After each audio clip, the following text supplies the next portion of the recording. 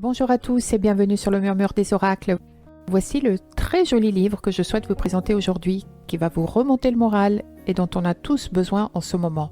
C'est celui de Natacha Calestrémé qui s'appelle La clé de votre énergie. Natacha Calestrémé, l'auteure, est une journaliste et réalisatrice qui a été tout d'abord spécialisée dans les domaines de la santé et surtout de l'environnement. Elle a été amenée par la suite à interviewer des médiums, des chamans, des guérisseurs, et cela l'a amenée à réaliser des documentaires plus pointus, comme Enquête extraordinaire avec son mari Stéphane Alix, que vous connaissez certainement. Elle nous livre dans ce livre des protocoles, 22 protocoles exactement, qu'elle a pu glaner au cours de ses enquêtes et de ses interviews. Je vais vous présenter le sommaire du livre. Tout d'abord, il y a une introduction dans laquelle elle explique le pourquoi de ce livre. Ensuite, la première partie est celle de faire le bon diagnostic, dans laquelle elle nous pousse à identifier nos blessures émotionnelles. On va en parler juste après. Ensuite, la deuxième partie s'appelle « À vos pouvoirs », dans laquelle on va se recentrer.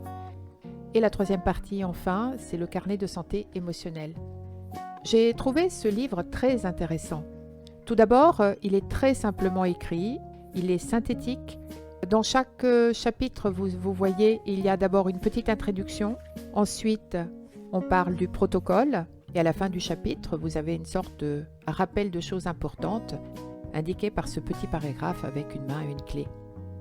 Dans la première partie du livre, l'auteur va définir 5 blessures essentielles.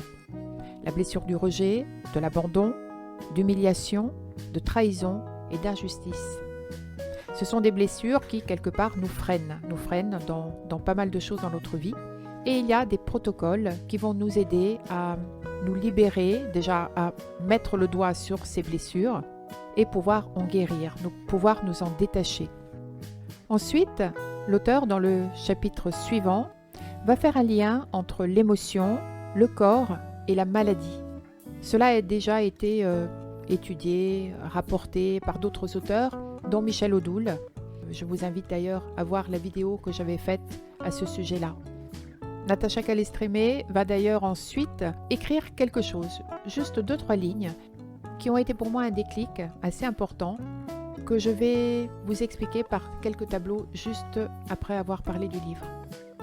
Dans la troisième et dernière partie, l'auteur va nous donner quelques conseils, d'autres protocoles pour mieux dormir, pour mieux nous ancrer, pour nous purifier, pour nous protéger, pour agir sur notre intuition.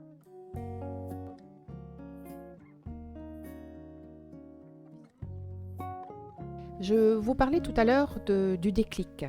Il y a quelque chose que je savais depuis longtemps, mais j'en ai pris conscience grâce à quelques lignes qui ont été écrites et que je vais vous synthétiser et résumer par un tableau. Notre corps est composé de milliards de cellules. Une cellule est composée d'eau et composée de molécules. Une molécule est elle-même composée d'atomes. Voici un atome. Vous voyez, il y a un noyau autour duquel tourne un électron, ce qui produit de l'énergie. Notre corps, notre organisme, est donc essentiellement composé d'énergie. L'auteur nous donne ensuite quelques chiffres que je trouve assez surprenants et étonnants, et c'est justement en lisant ceci que j'ai eu mon déclic. Elle dit que l'atome est formé de 0,0001% de matière, c'est-à-dire le noyau, les électrons, et de 99,9999% de vide. Finalement, ce vide n'existe pas puisqu'il est rempli d'énergie et d'informations.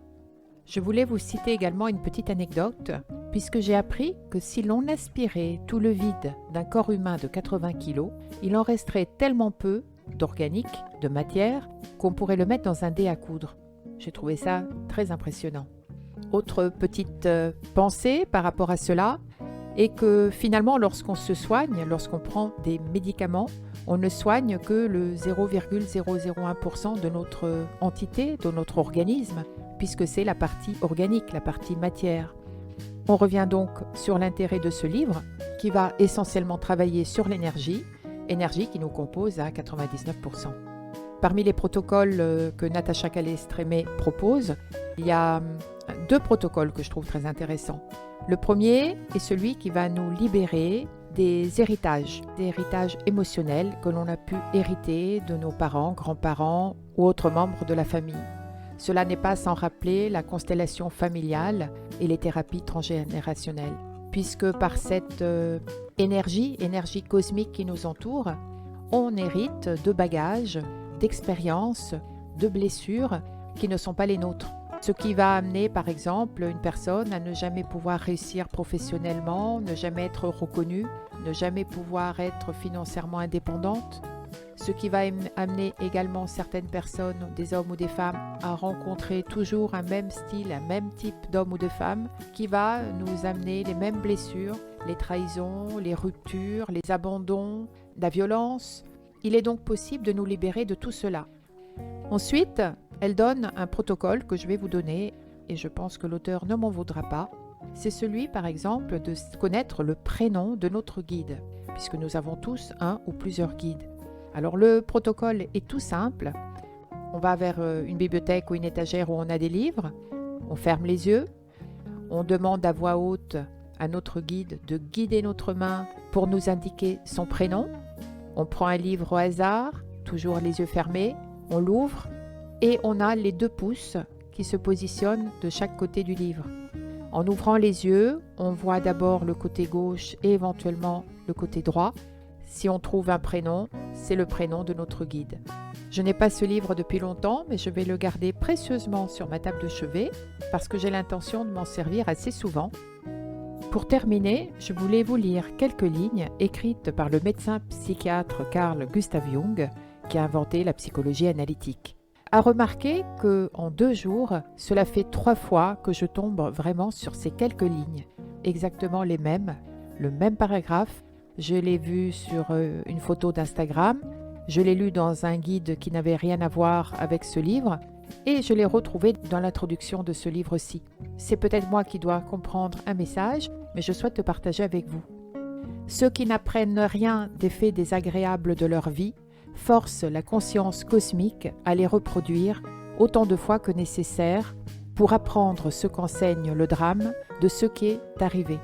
Ce que tu nies te soumet, ce que tu acceptes te transforme. Voilà donc matière à réfléchir sur nos blessures émotionnelles. Si elles ne sont pas guéries, l'univers qui est appelé par Jung la conscience cosmique va faire en sorte à ce que nous attirions des personnes et des situations qui nous feront revivre ces blessures en permanence. D'où l'importance du fameux protocole. J'espère vous avoir donné envie de découvrir ce livre et dès que vous le pourrez, après ce confinement, de l'acheter, puisque je suis sûre qu'il vous apportera énormément de bénéfices. Quant à moi, je vous conseille également d'aller voir les vidéos YouTube qui ont été faites par Natacha Calestrémé, dans lesquelles elle présente son livre ainsi que les protocoles. Et je vous donne rendez-vous très vite pour de nouvelles vidéos.